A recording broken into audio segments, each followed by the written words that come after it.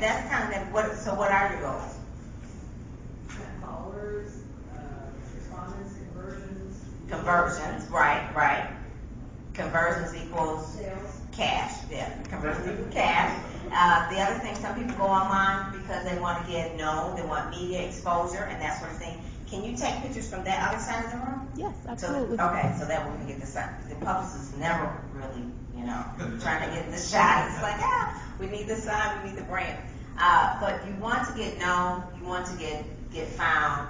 With search marketing, obviously one of the main things that with an author, you want to get readers. You want to build a tribe. Anybody ever heard of the little book by Seth Godin called Tribes?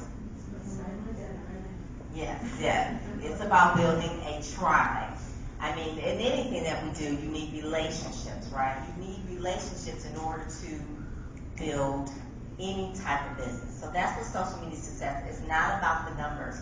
I think someone was just asking me, I don't have a blog. Why should I start a blog? Who's going to read it? There's so many blogs. My dog has a blog. Okay, so why should I have a blog? I said it doesn't matter if you get millions of readers and they don't care about your blog. You may only get 200 people. They opt in from your blog and they're on your email list and they love what you do. That's social media success. So I don't want to say, yes, I have 10,000 people following me on Twitter. Yeah, so, whatever. I was one of the first people, I'm an early adopter, so I was on Twitter for a while. I have 5,000 people in my Facebook, okay, and 3,500 people on my fan page, okay? But it doesn't matter because I'm an early adopter, so I did things a lot earlier. So now, a lot of my authors go on Twitter now, they say, well, how did you get 10,000 people? I said, well, I'm like 2.5 years ahead of you. So that makes a difference. And then also I'm in marketing. So if I'm telling you how to do something and I have no social proof about it, and it's, it's like, well, why would I listen to you? You don't even have 2 people following you. So that's one of the main things that I have to do. But for you, if you don't follow what everybody else does, you just have to know your core audience. So I just kind of want to make that clear before we ever get right into things. She said left, right. Okay, so today's focus, 7. It may flash down to maybe 5. I don't know, because if my intro was that long and that wasn't even written, you can imagine what I'm going to do on these slides here. One of the first things is like where the social media fits in the bigger scheme of things. And I guess I kind of went over that. So you really know social media in the bigger scheme of things, it is just one spoke in the wheel. It is not the end-all, be-all. It is not the magic bullet. It is not the genie in the lamp. It is not like I'm going to hire someone to do my social media and I'm going to get famous. It is just one spoke in the wheel. You still have to do traditional marketing. You still have to do internet marketing. You still have to do email marketing. It is just one spoke in the wheel. So it is not the be-all, end-all for everything. We're going to talk about how to make your website blog the hub of your online marketing efforts.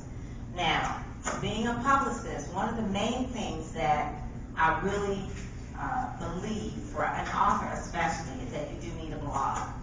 Website, yes, it's almost like that's passe. We're in Web 2.0 now.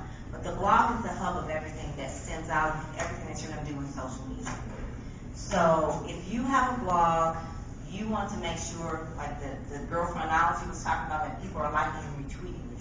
So we'll talk about that, how the hub is the main thing. That's where your content comes from. It doesn't matter if you're on Twitter and Facebook. They own that. You do not own that.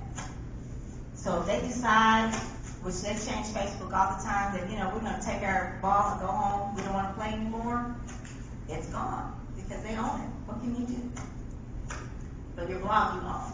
And that's where all your content should come from. So a lot of people say, well, all my pictures are on Facebook and that sort of thing.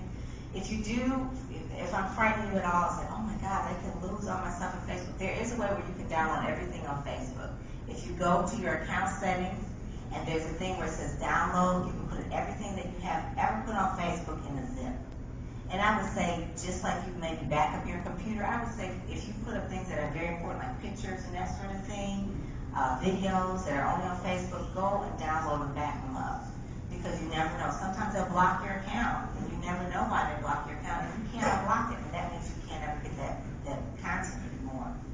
Alright, so it's just real easy to do. The other thing we're going to talk about is how to use Facebook, Twitter, and LinkedIn. They're kind of like the big 3. when I say ethical manner,